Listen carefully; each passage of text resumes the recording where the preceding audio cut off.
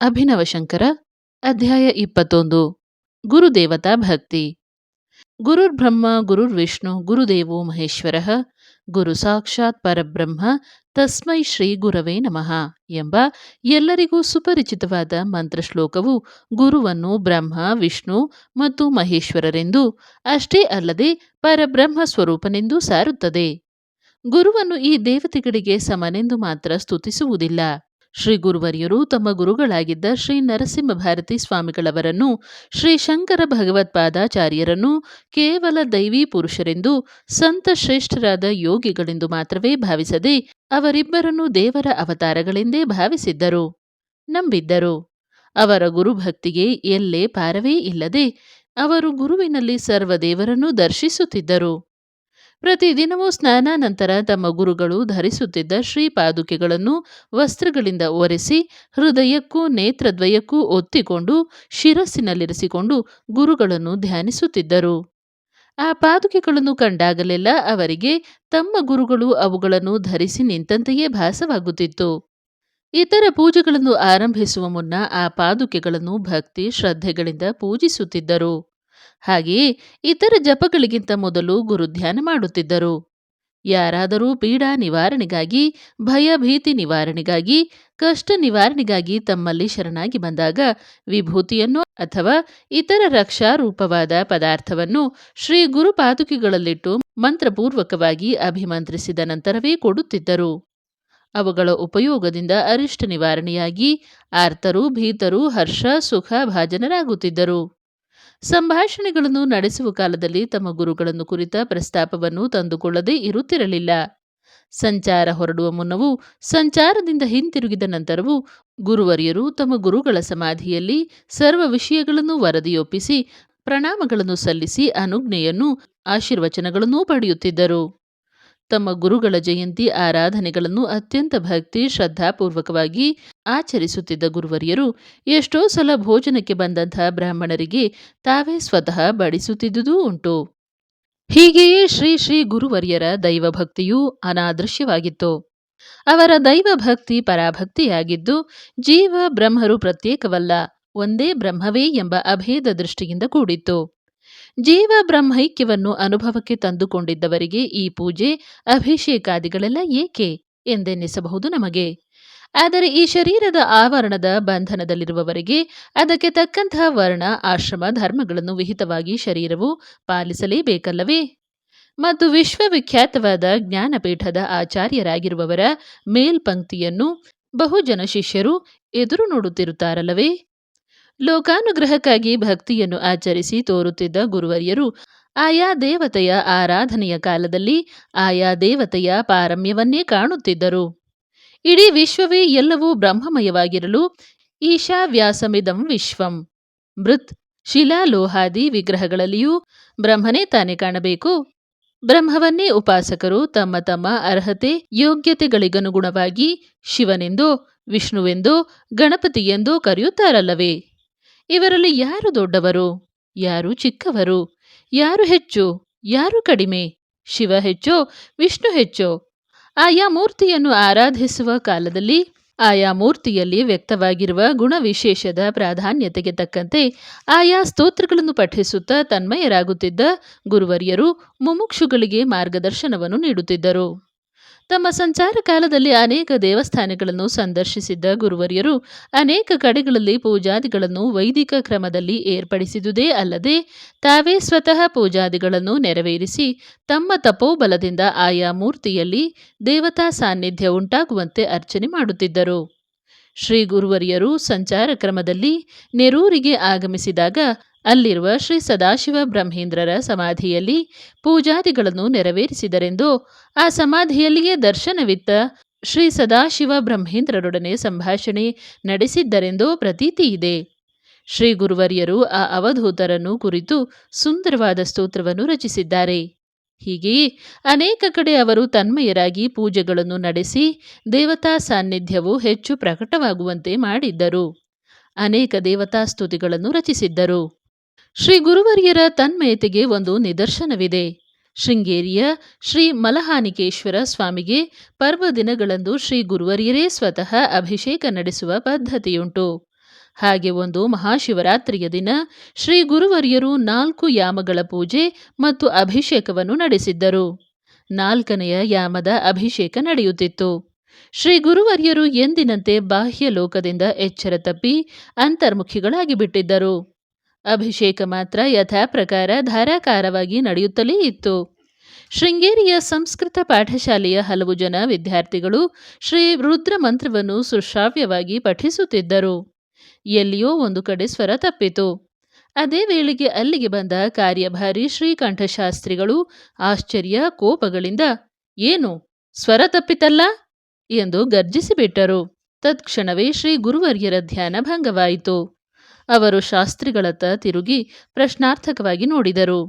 ಶಾಸ್ತ್ರಿಗಳು, ವಿದ್ಯಾರ್ಥಿಗಳು ರುದ್ರಮಂತ್ರ ವಾಚನದಲ್ಲಿ ಮಧ್ಯೆ ಮಧ್ಯೆ ಸ್ವರ ತಪ್ಪಿ ಹೇಳುತ್ತಿದ್ದಾರೆ ಎಂದರು. ಶ್ರೀ ಗುರುವರ್ಯರು ಹಸನ್ಮುಖದಿಂದ, ಚಿಂತೆಯಿಲ್ಲ, ನಮ್ಮ ಈಶ್ವರನಿಗೆ ಅದೇ ಪ್ರಿಯವಾಗಿರಬಹುದು ಎಂದು ನುಡಿದವರು ಮತ್ತೆ ಪೂಜಾ ಮಗ್ನರಾದರು. ಮತ್ತೆ ಮಂತ್ರವು ಸುಸ್ವರವಾಗಿ ಮುಂದುವರೆದಿತ್ತು. ಅಭಿಷೇಕ ಮಾಡುವಾಗ, ಪೂಜಾದಿಗಳನ್ನು ಮಾಡುವಾಗ, ಅಲಂಕಾರ ಮಾಡುವಾಗ, ತಾಳ ಹಾಕಿಕೊಂಡು ಸ್ತೋತ್ರಗಳನ್ನುಲಿಯುವಾಗ ಆಯಾ ಮೂರ್ತಿಗಳೊಡನೆಯೇ ಮಾತನಾಡುತ್ತಿದ್ದಾರೇನೋ ಎಂಬಷ್ಟೇ ತನ್ಮಯರಾಗಿ ಇರುತ್ತಾ ಆನಂದ ಪಡುತ್ತಿದ್ದರು.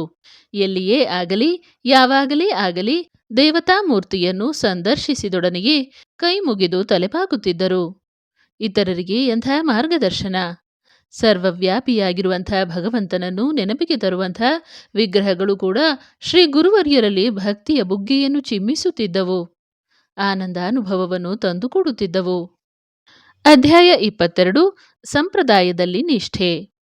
ವಾರಣಾಸಿ ಕ್ಷೇತ್ರದಲ್ಲಿ ಹಿಂದೂ ವಿಶ್ವವಿದ್ಯಾನಿಲಯವನ್ನು ಸ್ಥಾಪಿಸಿರುವ ಮದನ ಮೋಹನ ಮಾಲವೀಯರು ತಮ್ಮ ವಿಶ್ವವಿದ್ಯಾಲಯದ ಶಾಖೆಯಾಗಿ ಒಂದು ಸರ್ವಕಲಾ ಶಾಲೆಯನ್ನು ಸ್ಥಾಪಿಸಬೇಕೆಂದು ಉದ್ದೇಶಿಸಿದ್ದರು.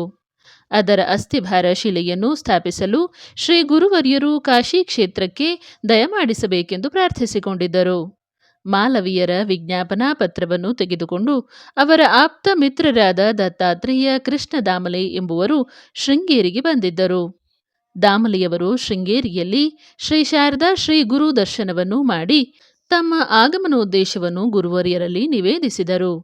ಉತ್ತರ ಭಾರತದಲ್ಲಿರತಕ್ಕ ಶಿಷ್ಯ ಮಂಡಲಿಗೆ ಶ್ರೀ ಗುರುವರ್ಯರ ದರ್ಶನವಾಗದೆ ಬಹಳ ವರ್ಷಗಳೇ ಸಂದಿದ್ದು, ಶ್ರೀ ಗುರುಗಳ ದರ್ಶನಕ್ಕಾಗಿ ಲಕ್ಷೋಪಲಕ್ಷ ಮಂದಿ ಶಿಷ್ಯರುಗಳು ಅತ್ಯಂತ ಉತ್ಸಾಹದಿಂದ ಕಾದಿದ್ದಾರೆ.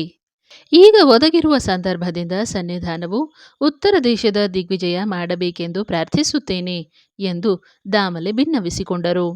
ಗುರುವರ್ಯರು ಈ ಭಿನ್ನಕ್ಕಾಗಿಯೂ ಮಾಲವೀಯರ ಆಹ್ವಾನಕ್ಕಾಗಿಯೂ ತಮ್ಮ ಸಂತೋಷವನ್ನು ಸೂಚಿಸಿದರು. ದಾಮಲೆ, ಸನ್ನಿಧಾನವು ನಿರ್ದಿಷ್ಟ ಕಾಲಕ್ಕೆ ಸರಿಯಾಗಿ ಕಾಶಿ ಕ್ಷೇತ್ರವನ್ನು ತಲುಪುವಂತೆ ವ್ಯವಸ್ಥೆ ಮಾಡುತ್ತೇವೆ. ಸನ್ನಿಧಾನದ ಅನುಷ್ಠಾನಗಳಿಗೆ, ಪೂಜೆ ಜಪತಪಾದಿ ನಿಯಮಗಳಿಗೆ ಸ್ವಲ್ಪವೂ ಭಂಗ ಬರದಂತೆ ಯಾತ್ರೆಯನ್ನು ಜರುಗಿಸುವ ಭಾರ ನಮ್ಮದು. ಶ್ರೀಗಳವರು ನಮ್ಮ ಸಂಕಲ್ಪವನ್ನು ಈಡೇರಿಸುವ ವಿಷಯದಲ್ಲಿ ದಯವಿಟ್ಟು ಒಪ್ಪಿಗೆಯನ್ನು ಅಪ್ಪಣೆ ಮಾಡಬೇಕು ಎಂದು ಕೇಳಿಕೊಂಡರು. ಆದರೆ ಉತ್ತರ ದೇಶದ ಪ್ರಯಾಣ ಅಷ್ಟು ಸುಲಭಕರವಾಗಿರಲಿಲ್ಲ. ಮಾಲವೀಯರು ಗೊತ್ತುಪಡಿಸಿಕೊಂಡಿದ್ದಂಥ ದಿವಸದೊಳಗೆ ಕಾಶಿ ಕ್ಷೇತ್ರಕ್ಕೆ ತಲುಪಲು ಕಾಲಾವಕಾಶ ಸಾಕಾಗಿರಲಿಲ್ಲ. ಮಾಲವೀಯರು ಉದ್ದೇಶಿಸಿರತಕ್ಕ ಸಮಾರಂಭದ ದಿನವು ಅತಿ ಸಮೀಪದಲ್ಲಿಯೇ ಇರುವುದು. ಕಾಶಿ ಕ್ಷೇತ್ರವು ಇಲ್ಲಿಂದ ಬಹುದೂರ. ಆಪ್ತ ಶಿಷ್ಯರಾದ ನಿಮ್ಮ ಪ್ರಾರ್ಥನೆಯನ್ನು ಅಂಗೀಕರಿಸಿ ನಿಮಗೆ ಸಂತೋಷವನ್ನುಂಟು ಮಾಡಬೇಕಾದುದು ನಮ್ಮ ಕರ್ತವ್ಯ. ಆದರೆ ಇಷ್ಟು ಕ್ಲುಪ್ತ ಕಾಲದಲ್ಲಿಯೇ ಅಷ್ಟು ದೂರ ಪ್ರಯಾಣವನ್ನು ನಡೆಸುವುದು ನಮ್ಮ ನಿಯಮದಂತೆ ಸಾಧ್ಯವಾಗದು. ಆದ್ದರಿಂದ ನಿಮ್ಮನ್ನು ವಿಫಲ ಮನೋರಥರನ್ನಾಗಿ ಮಾಡಬೇಕಲ್ಲ ಎಂದು ನಮಗೆ ಚಿಂತೆಯಾಗಿದೆ ಎಂದು ಗುರುವರ್ಯರು ನುಡಿದರು. ಅದಕ್ಕೆ ದಾಮಲೆಯವರು, ತಾವೆಲ್ಲರೂ ಈ ವಿಷಯವಾಗಿ ಕೂಲಂಕುಷವಾಗಿ ಚರ್ಚಿಸಿಯೇ ಶ್ರೀ ಗುರುವರ್ಯರನ್ನು ಕಾಶಿ ಕ್ಷೇತ್ರಕ್ಕೆ ಕರೆದುಕೊಂಡು ಹೋಗಬೇಕೆಂಬ ನಿರ್ಧಾರಕ್ಕೆ ಬಂದಿರುವುದಾಗಿ ನಿವೇದಿಸಿದರು. ಶ್ರೀಗಳವರು ನಮ್ಮ ಪ್ರಾರ್ಥನೆಯನ್ನಂಗೀಕರಿಸಿ ವಾರಣಾಸಿ ಕ್ಷೇತ್ರಕ್ಕೆ ದಯಮಾಡಿಸಲು ಅನುಮೋದನೆ ನೀಡಿದಲ್ಲಿ ಒಂದು ವಿಶೇಷ ರೈಲುಗಾಡಿಯನ್ನು ಅಥವಾ ಮೋಟಾರು ಕಾರುಗಳನ್ನು ಗೊತ್ತುಪಡಿಸುತ್ತೇವೆ ಎಂದು ವಿಜ್ಞಾಪಿಸಿದರು. ಉತ್ತರ ದೇಶದ ಶಿಷ್ಯರು ತಮ್ಮಲ್ಲಿಟ್ಟಿರುವ ಭಕ್ತಿ ಗೌರವಗಳಿಗೆ ಸಂತೋಷಿಸಿದ ಗುರುವರ್ಯರು ಆಶ್ರಮ ಧರ್ಮಕ್ಕೆ ವಿರೋಧವಾಗಿ ವಾಹನಗಳಲ್ಲಿ ಸಂಚರಿಸುವುದರಲ್ಲಿ ತಮಗೆ ಒಪ್ಪಿಗೆ ಇಲ್ಲವೆಂದು ತಿಳಿಸಿದರು. ಹಿಂದೆ ಶ್ರೀ ಶಂಕರ ಭಗವತ್ಪಾದರು ಅಖಂಡ ಭಾರತವನ್ನು ಕಾಲ್ನಡಿಗೆಯಲ್ಲಿಯೇ ಸಂಚರಿಸಿದ್ದರೆಂದು, ಅನಂತರ ಶ್ರೀ ವಿದ್ಯಾರಣ್ಯ ಸ್ವಾಮಿಗಳವರ ಕಾಲದಲ್ಲಿ ರಾಜ ಚಿಹ್ನೆಗಳಾದ ಮೇನೆ, ಪಲ್ಲಕ್ಕಿ, ಛತ್ರ ಚಾಮರಾದಿಗಳು ಬಂದು ಅವೆಲ್ಲವೂ ಉಪಯೋಗಿಸಲ್ಪಡುತ್ತಿರುವುದೆಂದು ಹೇಳಿದರು. ಇವೆಲ್ಲವೂ ವಿರಕ್ತರಾದ ಸನ್ಯಾಸಾಶ್ರಮಿಗಳ ಧರ್ಮಕ್ಕೆ ವಿರುದ್ಧವಾದರೂ ಸಹ ಮಹತ್ತರವಾದ ಒಂದು ಕಾರ್ಯದ ಸಾಧನೆಗಾಗಿ ಮಾತ್ರವೇ ಈ ರಾಜ ಲಾಂಛನಗಳೆಲ್ಲವೂ ಆ ಮಹಾತ್ಮರಿಂದ ಅಂಗೀಕರಿಸಲ್ಪಟ್ಟವೆಂದು, ಅವುಗಳನ್ನು ಉಪಯೋಗಿಸುತ್ತಿದ್ದುದರಿಂದ ಅವರಾರಿಗೂ ವೈಯಕ್ತಿಕವಾದ ಫಲಾಭಿಸಂಧಿ ಇರಲಿಲ್ಲವೆಂದು ವಿವರಿಸಿದರು. ಅಜ್ಞಾನಿಗಳಾದವರಿಗೆ ಅವುಗಳ ಸಂಬಂಧದಿಂದ ಉಂಟಾಗಬಹುದಾದ ಅಧಿಕಾರ, ಅಹಂಕಾರ, ಮೋಹ, ಸ್ವಾರ್ಥ, ಕೀರ್ತಿ, ವೈಭವಗಳ ಲಾಲಸೆ ಮುಂತಾದವು ಮಹನೀಯರಿಗೆ ಸ್ವಲ್ಪವೂ ಆಗುತ್ತಿರಲಿಲ್ಲ ಎಂದು ವಿವರಿಸಿದರು. ದರ್ಶನ ಮಾಡುವುದರಿಂದ ತಮ್ಮ ವಿಷಯದಲ್ಲಿ ಗೌರವ ಬುದ್ಧಿ ಉಂಟಾಗುವಂತೆ ಮಾಡುವುದಕ್ಕೂ, ತಮ್ಮ ಬಳಿಗೆ ಪೂಜ್ಯ ಭಾವನೆಯಿಂದ ಬಂದವರನ್ನು ಧರ್ಮ ಮಾರ್ಗದಲ್ಲಿ ಕಾರ್ಯ ಪ್ರವೃತ್ತರಾಗುವಂತೆ ಮಾಡುವುದರಲ್ಲಿ ಬಾಹ್ಯಾಡಂಬರವು ಒಂದು ಸಾಧನವಾಗಿತ್ತು. ಇದುವರೆಗೆ ನಮ್ಮ ಹಿಂದಿನ ಆಚಾರ್ಯರುಗಳಿಂದ ಅನುಷ್ಠಾನಕ್ಕೆ ತರಲ್ಪಡದಂಥ ರೈಲು ಕಾರುಗಳಲ್ಲಿ ಸಂಚರಿಸುವುದು ಯಾವ ರೀತಿಯಿಂದಲೂ ಅಧರ್ಮಾಚರಣೆಯಾಗದು. ಆದರೂ ನಮ್ಮ ಹಿಂದಿನ ಗುರುವರಿಯರಾರೂ ಅವುಗಳನ್ನು ಉಪಯೋಗಿಸದಿದ್ದುದರಿಂದ ಆ ನವ್ಯ ವಾಹನಾದಿಗಳು ನಮಗೂ ಉಪಯೋಗಾರ್ಹವಲ್ಲ ಮತ್ತು ನಮ್ಮ ದೈನಂದಿನ ಪೂಜಾದಿ ಅನುಷ್ಠಾನಗಳಿಗೆ ಅದರಿಂದ ಲೋಪವಾಗುವ, ವಿಘ್ನವಾಗುವ ಸಂಭವವೂ ಉಂಟು.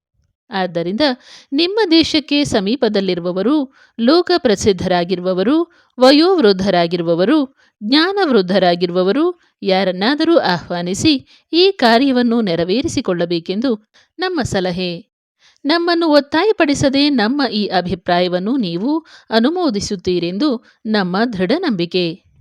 ಲೋಕಪೂಜ್ಯರಾಗಿದ್ದ ನಮ್ಮ ಶ್ರೀ ಗುರುವರ್ಯರ ಪಾದುಕೆಗಳನ್ನು ನಿಮಗೆ ಕೊಡುತ್ತೇವೆ. ಈ ಶ್ರೀ ಪಾದುಕೆಗಳನ್ನು ತೆಗೆದುಕೊಂಡು ಹೋಗಿ ಅಗ್ರಸ್ಥಾನದಲ್ಲಿಟ್ಟು ನಿಮ್ಮ ಕಾರ್ಯವನ್ನಾರಂಭಿಸಿರಿ. ಆ ಪಾದುಕೆಗಳ ಪ್ರಭಾವದಿಂದ ನಿಮ್ಮ ಸಂಕಲ್ಪವು ಈಡೇರಿ ಮಂಗಳವಾಗುವುದು ಎಂದು ವಿವರವಾಗಿ ನುಡಿದರು.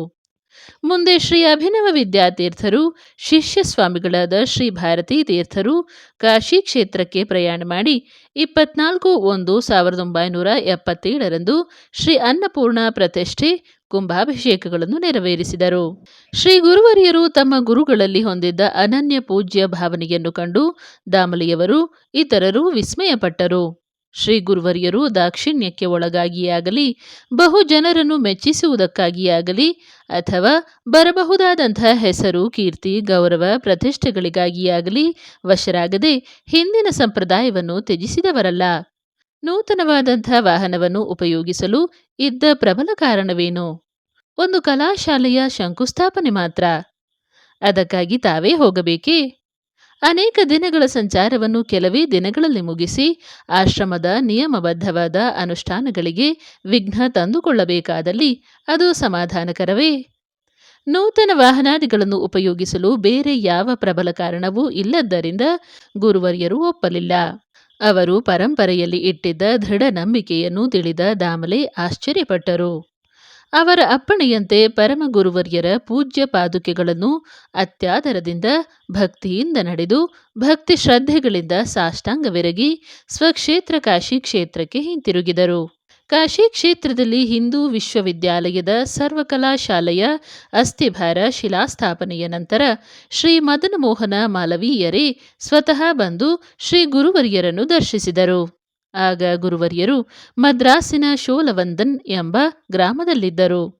ಮಾಲವೀಯರು ಪರಮಗುರುಗಳವರ ಶ್ರೀಪಾದುಕೆಗಳನ್ನು ಶ್ರೀ ಗುರುವರ್ಯರಿಗೆ ಪುನಃ ಅರ್ಪಿಸಿ ಅವರ ಆಶೀರ್ವಾದ ಅನುಗ್ರಹಗಳನ್ನು ಪಡೆದರು.